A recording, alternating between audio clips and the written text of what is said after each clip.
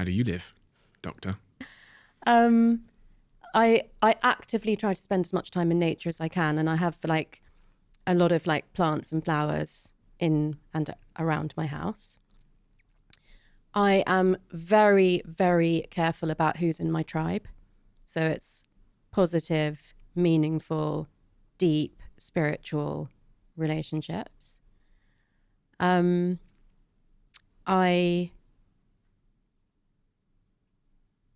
don't use pornography or dating apps. I'm just going through your list. Yeah, and I try. What do you think of pornography on the brain?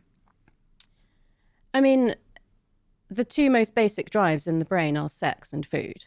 So the potential impact is huge. I agree with you that increasingly it has created a big disconnect between men and women in real life, which is really sad. What is that disconnect? I think that the ideal of what a woman has to be or can be is very distorted by pornography. Mm-hmm. I think if I put together, what I hear from my friends about dating apps with that the way that people feel they can treat others has really, really changed. And I think this has accelerated since the pandemic as well.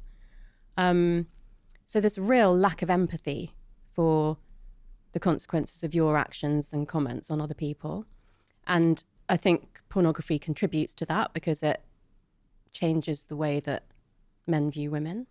I think the impact on women in terms of what you have to look like how much plastic surgery you have to have, what you've got to be prepared to do in an intimate relationship, or actually the biggest issue I would have is what you're expected to do when you're not even in an intimate relationship, just when it becomes more of a transaction, when the rules have changed about, again, what I hear now very commonly is, oh, well, we've been on 3 or 4 or 5 dates or whatever it is.